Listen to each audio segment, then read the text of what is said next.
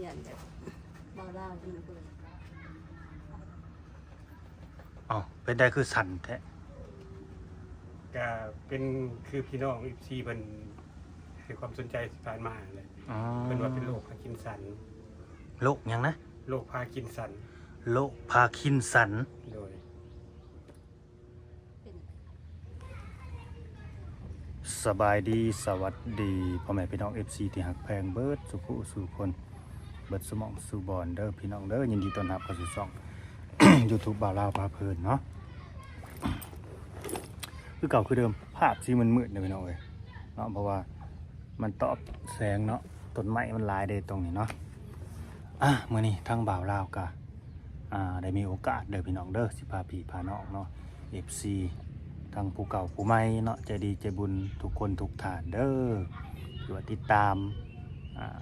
ให้กำลังใจบ่าวลาวเนาะเลยดีเสมอมาแหละเนาะ FC ตัวยงตะแมน FC ที่ว่ายังหักยังแพงบ่าวลาวแหละพี่น้องเอ้ยเนาะก็สิพามารู้จักกับอีกบุคคลคนหนึ่งพี่น้องเอ้ยเนาะซึ่งเฮาก็บ่เคย เข้ามาหาเพิ่นแล้วก็มาสัมภาษณ์เพิ่นจักเถื่อสิเป็นครั้งแรกพี่น้องเอ้ยมื้อนี้เนาะพา FC มาเยี่ยมมายามมาถามข่าวเพิ่นเนาะว่าเป็นจังใดมาจังใดเนาะพอดีมีทางสิว่าคนพี่น้องเอ้ยเนาะในตลาดตะลี่หั่นแหละเพิ่นแนะนำมาว่าเข้าไปเบิ่งแล้วแน่ว่าซั่นอ้ายคนหนึ่งหรือว่าลุงคนหนึงเพิ่นแบบร่างกายก็บ่ค่อยสมบูรณ์อหยังประมาณนี้เนาะบ่ค่อยสมบูรณ์บ่ค่อยแข็งแรงว่าซั่นเนาะส่วนบุคคลคนนั้นสิเป็นจังใดหน้าตาเป็นจังใดก็สีหนุ่มสีเฒ่าซำใดก็เดี๋ยวจังไปเบิ่งไปชมนํกันแล้วก็เบิ่งคลิปยาวๆให้บ่าวลาวหน่อยเด้อพี่น้องเอ้ยเนาะเบิ่งคลิปยาวๆให้แน่เนาะเบิ่งโฆษณาให้นำหน่อยเด้อเพื่อบ่เป็นการซักษาเสียเวลาเนาะเพราะว่าระยะห่างพี่น้องตอนนี้ก็ฮอดมาถึงสถานที่เนาะบ่อนอยู่บ่อนเช้าเพิ่นเป็นที่เรียบร้อยบางฮวดซะบ่เนี่ยเนาะพี่น้องบ่หลายเนาะ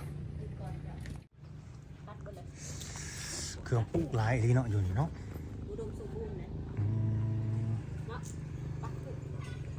คือเครื่องเขาห่อเลยว่า เกลือข้าวห่อหรือเกลือข้าวหลงอ้าว ภาษาไทยแบบภาษาลายจูด ขออนุญาตเด้อขึ้นเทือนขึ้นศาลเด้อ เป็นไดเราแบบ ขออนุญาตใส่เกลือ ใส่ขึ้นมาเลยแล้วเป็นพาใส่ด้วยห้อยบ่ฮักบ่อันนี้เนาะ ต้องแพนได้บ่ล่ะ ฮะ เหยียบ2แผ่นมาเหยียบแผ่นเดียว ต้องแพน เออ อย่ามาทำตรง คันตกกายปะขี้ดินคันอยู่ดี อย่ามาตามตรงหรอวะมีแต่เสียง ข่อยจะมานักของเจ้า โดยส ส บา บาย ย ดี ดีเด้อบ่ล่ะเด้อ โดยสบายดีโธ่ ได้ยินเสียงแต่เสียงเนาะวันนี้ได้เห็นถึงเนี่ย ได้เห็นตัวจริงบ่ ตัวจริงแล้ว ได้ยินแต่สื่อแต่เสียงเราอ่ะ โดย เจ้าก็เคยเห็นบ่ เคยเห็นอยู่ เคยเห็นในโทรศัพ เคย ท์ เห็นคลิปเพิ่นไปถ่ายน้องบางอย่างที่ว่าไปผ่าตัดตานะ ผ่าตัดตา ไผ ไผ ที่ว่าตาบอดทันที เราเข้าใจบ่เป็นภาษา ผ่าตัดตา บ่มีนะ อันนี้ลาวพาเพลินเด้อบ่าวลาวพาเพลินข่อยนี่บ่าวลาวพาเพลิน เออ มันมีหลายลาวเด้อ เราสตูดิโอ คนหนึ่งก็ลาวสตูดิโอคนหนึ่งก็ลาวพาเพลินแต่ผู้อันเฮาก็บ่ฮู้คือกัน ตัดตาเนี่ยบ่มี ว่าผ่าตัดตานี่ เขียนบ่มี บ่มีบ่ เนี่ย ซึ่งก็จำคนผิดเท่านั้น จำคน โดย ขอโทษ บ่เป็นหยังบ่เป็นหยังจักแล้วเฮาก็บ่เคยได้ยินเนาะอันนี้ก็ดีแต่ว่าเพิ่นเว้ามาแนวนั้นเนาะ โดย ว่าเป็นโรคพาร์กินสันพี่น้องเอ้ย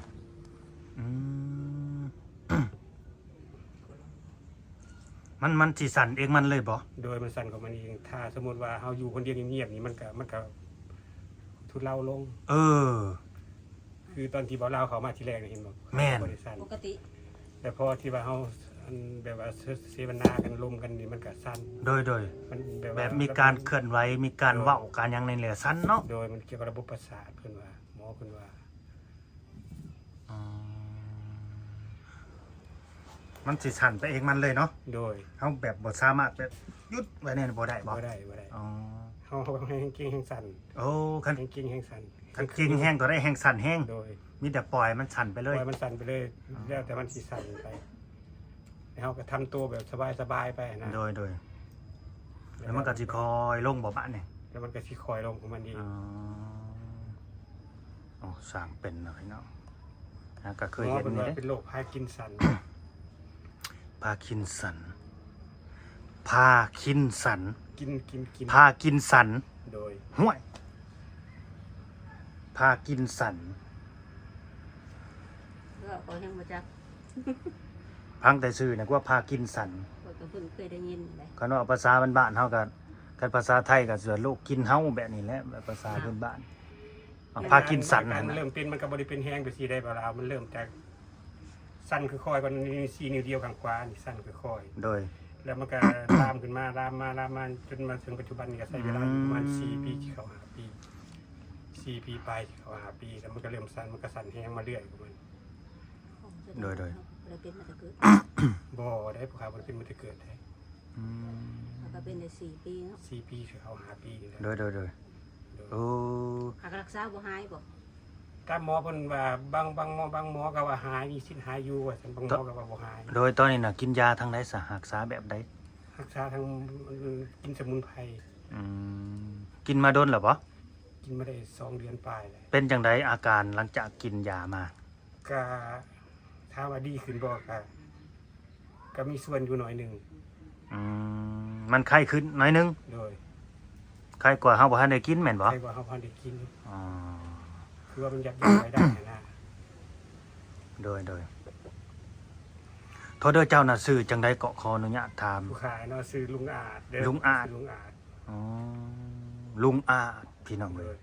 ปัจจุบันนี้อายุจักปีเลยลุงอาจขออนุญาต 50ย่าง51แล้ว 51 ปีเจะอยู่กับไผเนี่ยนี่ลุงอาจ อยู่กับเอื้อย เอื้อยคิงๆเลยบ่ บ่เอื้อยลูกเอื้อยพ่อ โอ้เอื้อยลูกเอื้อยพ่ออ๋อลูกป้า คือแม่ ลูก เป็นนั่นคือแม่เป็นป้านะ โดยเอื้อยลูกป้า โดย อ๋อเราเว่าแบบให้เข้าใจ โดย ให้เข้าใจยากในจังหวะนะลูกพี่ลูกน้องเอื้อยลูก ลูกพี่ลูก อ้า น้อย ง พ่อลูกพี่ลูกน้องโอ้เพิ่นก็ยังดีเนาะเพิ่นมาให้อยู่ให้เซานํอันนี้เป็นเพื่อนเพิ่นบ่ โดย ไผสะอยู่นํเจ้าในถึง อยู่คนเดียวนี่แหละเพิ่นอยู่กันนะเพิ่นอยู่ เพิ่นอยู่กับไผอันน่ะ เพิ่นก็อยู่คนเดียวคือกัน อยู่คนเดียวกันอีก เพิ่นก็บ่มีผัวเด้ อืม แล้วหมู่เพิ่นมาอยู่นำมาเล่นนํ หมู่มาเล่นน้ โดย เพิ่นก็บ่มีผัวเพิ่นคือมีเฮือนหลังใหญ่แต่ลุงอาจ เพิ่นเป็นครูเกษียณ อ๋อครูเกษียณแล้วเนาะ เสียกินกันมันเด็ดมันนานเลย กินข้าวกินน้ำก็ยังนี่ลุงอาจ กินข้าวกับแกงเฮ็ด อ๋อโทษเด้อขออนุญาตเนาะเฮือนนี่ก็คือสิแม่นเฮือนหลังเก่าเพิ่นเฮือนแต่ เป็นหลังเก่าก กแต่เข้าเพิ่นบ่ โดย จังว่ามันเก่าเลยเนาะขออนุญาตเพราะว่าไม้พวกอิหยังมันก็กัดมันก็ผุไปนำเลยเนาะ เจ้าก็ระวังเด้อเจ้าลูกยางมานี่นะพี่น้องเอ้ยเบิ่งดูมันดอกมันผุ บริยานมองนั่นนี่ยานวางคันใด นี่หายางมาในนี่ลงไปในนี่บวกเลยในนี่กอกน้ำนี่ยังใส่ได้บ่ลุงอาจ บ่ บ่มีน้ำเลยเนาะ บ่ได้เปิดนี่คือน่าจะใช้ได้อยู่ อื บ่ ม หานไป โทษเด้อจะมาอยู่น้ำเอื้อยเพิ่นนี่ได้จักเดือนแล้ว เขาเดือนที่3เดือนที่4นี่ โอ้ เดือนที่3เดือนที่4 4 เดือน ใกล้แต่ว่าเรา 3เดือนปลาย4เดือนที่เขา4เดือนนี่ ใครแต่ว่าเพิ่นอยู่นี่ก็แนวใดความอยู่ความกินนี่แหละมีแต่เอื้อยเพิ่นบ่ลุงอาจ โดยใส่กินน้ำเพิ่น มีแต่อาศัยกินน้ำเพิ่นเนาะ โดย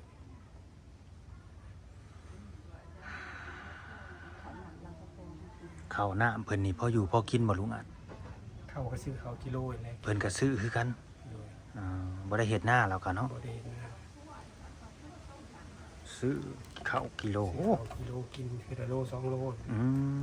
มแต่ว่าเพิ่นก็ได้กินเงินเกษียณเพิ่นบ่ลุงอาจหรือว่าจังได๋ โดยเพิ่นเงินเกษียณเพิ่น แต่ละเดือนเนาะ โดย ก็สิบ่หลายดอกเนาะ 3 ล้านปลาย อืมฐานะพี่น้องไอ้สั่นอยู่ตลอด นั่งปกติโลดลุงนั่งปกติเจ้านั่งคัตตามานรถก็ได้เด้อเอาแบบเจ้าถนัดนั่นแหละเฮือบ่ลุงอันน่ะ เหงื่อแหละมันเก่งดี เออ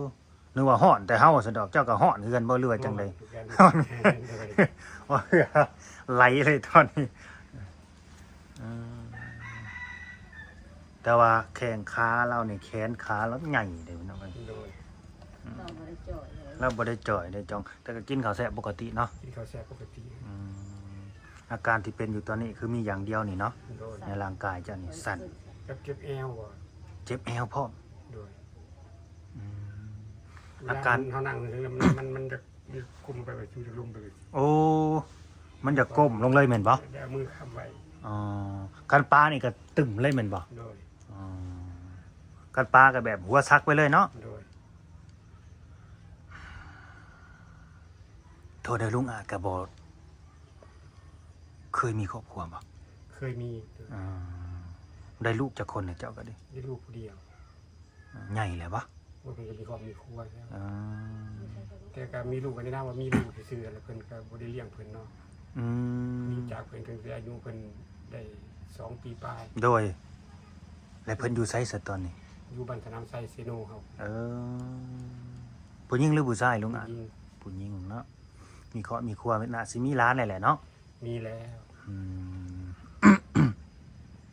เพิ่นก็ติดต่อมาหาเจ้าอยู่บ่ขออนุญาตถาม ทำ เด้อ นานๆเทื่อเลย เออโทรมาถามข่าวแล้วเนาะเป็นจังได๋อีพ่ออยู่ไสอยู่ดีมีแห้งบ่ เดือนละเทื่อ2เทื่อเดือนละเทื่ออะไรทั้งอย่าง อืม เอาปีละเทื่อซะไป โดย ก็สมที่ว่าเฮาบ่ได้ บ่ได้เลี้ยงเขามาเนาะ โดย เป็นแค่พร สมัยสมือนี้เนาะ พอที่ว่าให้กำเนิดเขาซื่อๆเนาะ เราก็ต้องยอมรับสภาพนะ แต่ว่าเราก็บ่อยากให้มันเป็นดอกไปซะเนาะแต่ว่ามันการประหารอย่างนี้มันก็เรื่องธรรมดาเนาะก็ โดยเป็นเรื่องธรรมดาเรื่องธรรมชาติ เป็นธรรมชาติบ่มีประโยชน์เลยบ่อยาก แม่นบ่มีพยายามมันเกิดขึ้นเฮาก็ซองบ่เห็นอีกอนาคตมันสิเป็นแนวใดเนาะ โดย ก็บ่เป็นหยังสู้ โดย ๆสู้ๆ51 ปีเพิ่นก็นี่เนาะ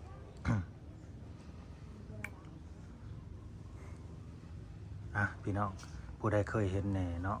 อาการแบบลุงอาจเพิ่นเป็นนี่ฮะนะมีวิธีสิรักษาบ่หรือว่ามียาดีจังใดบ่ก็แนะนำมาเด้อพี่น้องเด้อถ้าเกิดว่ามีผู้หลักผู้ใหญ่เพิ่นจะดีใจบุญเนาะอยากช่วยเหลือเพิ่นกะหืดกะยาหรือว่ามียาดีแหละฝากมาให้เพิ่นกิน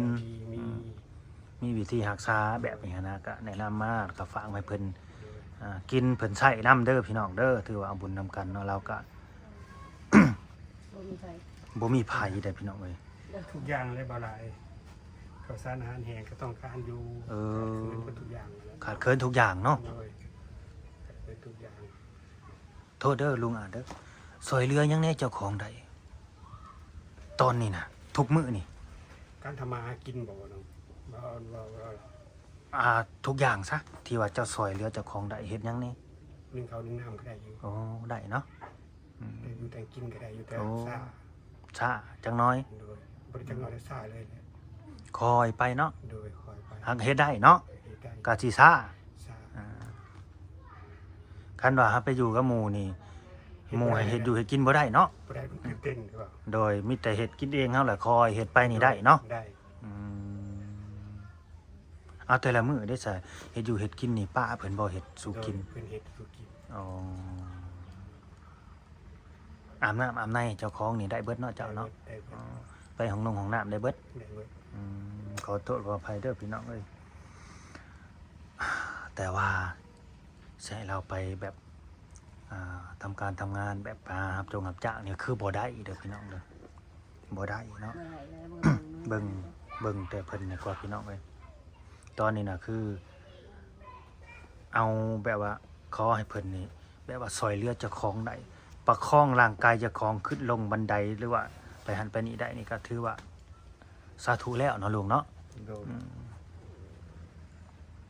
นี่คันมือเจ้าบ่ค้ำไว้นี่ว่าซักไปเลยตรงไหนนี่เนาะ โดย อืม มันสิค่อยๆยุบลงไปสิ เออเขาต้องใส่มือค้ำไว้อีก โดยต้องใส่มือค้ำไว้ สร้างเป็น คันเฮายืนเฮาก็คันยืนเฮาก็ได้เอามือคัดหลัง ลูกประหลาดบ่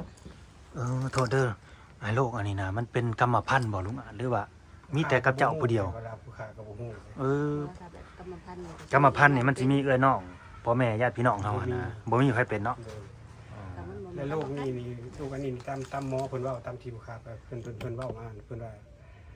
หาคนเป็นน้อยที่สุด อืม น้อยที่สุด 1 ใน 100หรือว่า1 ในล้านเนาะเอาแบบนั้นซะเนาะ 10 ในร้อย 10 ใน 100 10 ในร้อย ร้อยหนึงสิเป็นอยู่ผู้หนึงเลยเนี่ยบ่ 10 ใน100ก็100หนึงก็10คนนี่แหละก็10ใน100ก็ยังบ่หลายได้ลุงอาจ แต่ว่าหาคนเป็นยาก ร้อยหนึ่งเป็นอยู่ผู้หนึ่ง คันเป็นแล้วก็รักษาบ่ได้เพิ่นว่า โทษเด้อทำอิฐตะอ้อที่มันสิเป็นนี่มันเป็นใดๆลุงอาจ ทำอีทำ เริ่ อ มแร นี่ กเลย เริ่มเจ้าสิเป็นตะอิฐนะนะ มันสิสั่นในนิ้วมือนี่สี่นิ้วเดียว สั่นเฉพาะนิ้วเดียว นิ้วเดียวนี่ โอ้ สั่นดีๆคือคอยนี่ก็ว่าขอโทษนำเนาะ โดย ขาก็เป็นคนแบบว่าง่ายๆนะแบบว่าบ่ค่อยเอาใจใส่ตัวเอง อ๋อ บ่ค่อยดูแลสุขภาพตัวเอง โดย ทุกข์ความยากอยู่แหละรับจ้างระบายอยู่เมืองไทยอยู่ โดย แล้วก็มันเริ่มเป็นเขาคิดว่ามันเป็นเอาเฮ็ดเวียกหลายเพราะว่ามันเมื่อยบ่ว่าซั่น โดย แล้วก็ ก็บ่ได้ใส่ใจเนาะ บ่ได้ใส่ใจ หาซื้อยานงยานวดมานวดเบิ่งอยู่บ่ ก็เคยซื้ออยู่ อ๋อก็บ่ดี ป คือ ล่อยไปมาวันนี้มันก็ลามขึ้นมาเรื่อยเป็นเต็มหมดหานิ้วมันสั้นทั้งนิ้วมือทั้งมือเลยบัดนี้ อันดับแรกเป็นนิ้วเดียว โดยลามขึ้นมาตามแขนตามหยังสั้นหมดแขนบัดนี้ ยังเป็นบ่แห้งเลย อาการมันเริ่มแรก โดย แต่ว่าตอนนี้ทั้งโตเลยแม่น ต บ่ อนนี้ทั้งโตเลยตอนนี้ อืมสร้างเป็นบ่เคยพบเคยเห็นพี่น้องแบบนี้ ไม่ได้ว่าเส้นกระตุกบ่ บ่หรืออีกอย่างหนึ่งสิว่าเส้นกระตุกบ่ลุงอ่ะ แจ็คแรกผู้ขากับหมูแต่ว่าผู้ขาตามผู้ขาไป อันเส้นกระตุกนี่มันสิกระตุกบางเวลาได้คือสมมุติถ้านอนอยู่มันสิกระตุกตึกๆนี่ อันนี้เวลาผู้ขารับแล้วผู้ขารับแล้วบ่สั้น อ๋อ ตามที่ว่าหมู่สังเกตเบิ่ คื ง อว่าสมองพักผ่อน มันเพิ่นว่ามันเกี่ยวกับประสาท เวลาพักผ่อนมันก็สินิ่ง เวลาเฮาอยู่ผู้เดียวเนี่ยเฮาอยู่เงียบ ว้านั่น ๆนี่มันก็เศร้าบ่สั้น เออ ก็คือเราเว้าในเวลาเราเว้าเราเอานั่นแล้วมันสีสัน แม่นคืออันนี้เด้อพี่น้องเด้อคือถ้าเฮามาเฮ็ดลาวแต่มิแล้วก็ปกติเนาะลุงเนาะ โดย อ่าปกติเด้ เราก็ยังว่าเอ้าเราก็คือบ่ได้เป็นคือแบบเห็นในคลิป แล้วก็ย่างออกมาปกติบัดพอเวลามานั่งลมนั่งคุยกันแล้วมันสิออกอาการเลยนี่นะนี่ตั้งแต่เว้ากันพี่น้องเลยนี่นะ เราก็ยังกวดเงินกวดอย่างนี้ แสดงว่าโลกแบบเจ้านี่ยังให้อยู่ผู้เดียวว่าอย่างลุงอาจ เราคุ้มชิงกับไฟ บ่ให้เว้ากับหมู่กับคู่ยังให้อยู่ผู้เดียวเนี่ยนี่บ่ โลกสังคมรังเกียจบ่ โดยบ่แม่นมันบ่ถึงขนาดนั้นลุงบ่แม่นสังคมรังเกียจดอก โลกอันนั้นนะโลกไร้แรง บ่แม่นโรคร้ายแรงมันบ่แม่นโรคติดต่อกันนะลุงแบบ แค่แบบเสร็จ โลกรังเกียจสังคมแต่ก็ว่า สงสัย โรครังเกียจสังคมยังให้อยู่ผู้เดียว โดย ก็อยู่ผู้เดียวเลยก็ใช้ชีวิตปกติเฮาบ่ได้สัตว์ได้หยังบัดเว้ากับหมู่กับคู่พักปะกับสังคมนั่นนี่บัดนี่แหละนี่คืออย่างที่เห็นอืม เดี๋ยวนี้ข้าวน้ำซ้ำปลานี่ก็มีพอได้อยู่ได้กินอยู่บ่หรือว่าซื้อคู่มื้อ ก็เบาน้องเพิ่นเอามาฝากกระสอบหนึง อ๋อเจาะแล้วบ่กินแล้วบ่ เจาะแล้วกินแล้ว อ๋อก็กินกับเอื้อยเพิ่นนั่นแหละเนาะ โดย กับป้าเพิ่นนั่นแหละ โดย เราก็บ่มีครอบครัวเนาะ เพิ่นก็บ่มีครอบครัวคือกัน อืม ต่างคนต่างบ่มีนะ บ่เคยมีเลยบ่ลุง บ่เคยมีเลยก็ อันแล้วเพิ่นก็บ่คิดสิมีครอบครัวเนาะโทษเด้อลุงดินดอนที่อยู่เบิดนี่ของเพิ่นเบิด เป็นดินหลวงได้ ฮะ เป็นดินโรงเรียนได้ เอ้า เพิ่นขออยู่ เพิ่นก็บ่มีบ่อนอยู่ โดย ทางโรงเรียนบ่อยากให้ออกนี่บ่ซะจากนี่ อันนี้ผู้ค้าก็บ่ฮู้รายละเอียดคือกั เพิ่ น นบ่อยากได้ดินคืนบ่หรือว่าจังได ผู้ค้าก็บ่ฮู้รายละเอียดคือกัน มีแต่อยู่ให้ก็อยู่ไป โดย อ่า เราเห็นเงินมาดีนะ กันว่าเป็นดินหลวงดินรวมแล้วคือเห็นเรื่องดีเพิ่นซะเนาะ แล้วก็ได้ทุกที ลุงอาจพี่น้องเอ้ยชีวิต เราก็ตอนนี้สำว่าบ่เหลือภัยนะเหลือแต่ เอื้อยลูกป้าลูกลุงนี่แหละผู้เดียวที่ว่าเพิ่นดูแลอยู่ตอนนี้ลุงอาจเล่าบัดเอื้อยกับบ่มีครอบครัวอันน่ะข้อดีอย่างหนึ่งนี่คือเพิ่นบ่มีภัยและคนก็บ่หลายนะพี่น้องเอ้ยถ้าว่าคนหลายนี่โอ้ลำบากเนาะ โดย เจ้าก็ลำบากนะ โดย อยู่นี่ก็สบายใจอยู่บ่หรืออึดอัดอยู่บ่เจ้าก็ดี ก็สบายใจอยู่กับบุบันใดแล้วก็สมสอนเพื่อนเพิ่นนั่นแหละ โดย สบายใจก็อยากเป็นของตัวเองนั่นแหละอยู่ผู้เดียวอยู่สบาย เอาอยู่แบบนี้ก็คล้ายๆแบบ สอนเพิ่นสอนซานเพิ่น โดยส่วนเรียนส่วนสร้างกับแม่นลุงคล้ายๆแบบมันเป็นภาระไอ้เพิ่นอหย่างแบบนี้นะเนาะ โดยตัวเนียนนี้บ่พ้นอยู่แล้ว แม่นเป็นภาระไอ้เพิ่นหายใจหัวหมูดังมูแล้วก็จักสิว่าจังไดเนาะลุงเนาะ โดย อดกั้นเจ้าก็ดีอดกั้นเอาเด้อ โดย เพื่อว่ามีผู้รักผู้ใหญ่เพิ่นแบบอีตนสงสารนะซอยเรือบ่อนอยู่บ่อนเซาให้ก็มีได้พี่น้องเป็นของเจ้าของเนาะเป็น ป ข รา อง รถนา เจ้า ไป ขอ นั่ ง นแหละบ่ก็ได้ปรารถนาสิ่งนั้นแหละ หลังบ่ใหญ่ก็พอได้อยู่พอได้สดลบแดดลบฝนอยู่ผู้เดียวนั่นนี่นะลุงเนาะ โดย ซ้ำที่บ่าวลาวเคยเฮ็ดเคยซอย ที่เอาเห็ดให้ตอนนี้ เฮ็ดตอนนี้คือกันที่ผ่านมาคือกันเลยพี่น้องเอ้ยเนาะงบบ่หลายหั้นนะบ่รวมบ่หลายประมาณ 5-6,000 บาทนั่นนี่เพื่อได้อยู่ได้เศร้า เพิ่นก็ปรารถนาแบบนั้นลุงอ่ะอยู่นี่ก็แม่นอยู่ดอกคันเพิ่นให้อยู่เพิ่นบ่ปากบ่เว้าเพิ่นก็ถือว่าเพิ่นดีสำนึงได้อยู่นี่ก็ดีเนาะลุงเนาะ โดย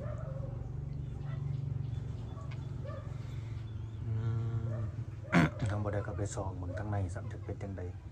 ฝนตกบ่ได้หัวติลุง หัวอยู่ได้บ่แล้ว หัวบ่ โดย อันนี้ยาทั้งหลุมทั้งเทิงเนาะอันสังกะสีนี่ก็ดี เข้าวังกันแล้วบ่แล้วเสื้อนั่นแหละ ส่องเบิ่งได้บ่ ได้อนุญาตเลยบ่แล้ว อืม พาเราทางเรากลางปางหมดเลย ใกล้แต่บ่อนแต่งอยู่แต่งกินนี่เพิ่นเฮ็ดอยู่ลุ่มเนาะ โดยคิดบ่ได้แล้วอย่างนี้มันฮักมันหยุกลงเลย ปลูกมันอะไร แค่นี้ก็มีตลาดตะลี่มาขายกระต้มขนมอยู่บ่ รถตลาดน้อย โดยเขาแล่นมาอยู่บ่ มาอยู่ เจ้าก็ย่างเอาไปซื้อได้อยู่บ่ ได้อยู่ ได้เนาะ โดย ก็สิเอาเงินให้เพิ่นนั่นแหละพี่น้องเอ้ยเนาะจัก4-50พอเฮามานี่ก็มาแบบปุ๊บปับเลยนะ ไม่ได้ซื้อยังมา บ่ฮู้ว่าสิซื้อหยังมาฝากมาต้อน ทุกการ โดยบ่ฮู้ว่าสิซื้อหยังมาฝากมาต้อนซ้ำดีแล้วบ่ซื้อเฮ็ดละโง่ข้างทางนะมั้ย ว่าเท่านี้ว่ากินเฮ็ดดี กินอยู่ อันนี้ก็กินเฮ็ดคือกันนั่นเลยเนี่ย โอเคเด้อพี่น้องเด้อเฮาก็สิได้จบคลิปไว้ซ้ำนี้แหละเนาะนี่ก็สิเอาเงินให้เพิ่นจักเล็กจักน้อยเนาะพอได้ติดธงติดไทยเนาะเป็นเงินนำจิตนำใจจากบ่าวลาวเด้ออันนี้เด้อ โดย เนาะช่วยเหลือกันไปแบ่งปันกันไปเล็กๆน้อยๆพี่น้องเอ้ยลำบากแต่บัดขึ้นบัดลงเนาะกันเราบ่ได้ปากได้เว้าแล้วก็ใช้ชีวิตปกติพี่น้องเอ้ ต้องเหยียบบางทางมัน โดย ทางมัน แต่ว่าห้องน้ำใส่อยู่นี่บ่ลุง โดย ตรงนี้เรื่องของน้ำเรา เบิ่งคือว่าเฮ็ดคือบ่มีคนเข้าคนออกครับแต่ห้องน้ำ คนจะอะไรก็ได้ จะไปถามซื้อมังม่วงนำเพิ่นอยู่เด้อ ไปที่ร้านไปที่ไทยเลย ครับป้าเอ้ยขอซื้อมังม่วงแน่พอได้มากินส้มนะลุงอ่ะโดยสาธุนะขอผู้รักผู้ใหญ่เพิ่นเอ็นดูเมตตาเด้อโดยสู้ๆโดยสู้สบายดีเด้อลุงเด้อโดยสบายดี ฟ้ามารับลูกคน บ่าวเล่ากับสิฟ้ามาหับลูก3 โมงลุงเอ้ย 3 โมงไป อยู่เซโน โดย ยันบ่ทัน ก็สิเมื่อเซโนผู้ได้นี่นะ เมื่อเซโนยันบ่ทันลูกไปลงไปก่อนเจ้าเดี๋ยวสิขออนุญาตส่งเบิ่งข้างในก็เด้อลุงเด้อ เช็ดเลยเวลาเช็ดเลย หลังเด้อเจ้าอยู่ในนี่เนาะบ่นอนอยู่นี่นะลุงเนาะ อนเพิ่นนอน บ่ม่วงบ้างหาของเจ้าล่ะ ย่างเข้าไปได้เลยบ่ล่ะ อืม ย่างเข้าไปลงก่อน โดยเอาบ่ย่างเข้าไปได้เอาซ้ำนี่ก็พอแล้ว บ่แล้วยังให้เขาไปถ่ายคักๆแน่นะ ให้ทายคักบ่ เข้าไปโลดเซิร์ชเข้าไปเลย โอ้ยซ้ำนี่ก็คักเลยลุง ขอซื้อม่วงของเจ้านะ ซ้ำนี่ก็คักแล้ว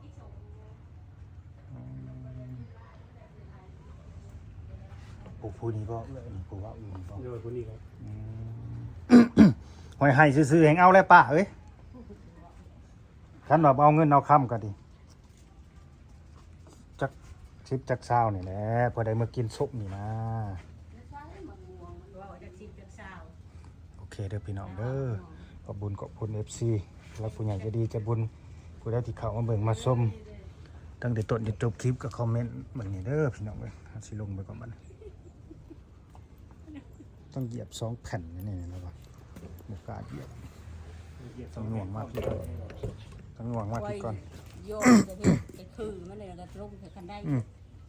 รวมท้าย โอเคพี่น้องเอ้ยก็ตามนั่นแหละเนาะเพื่อที่ว่า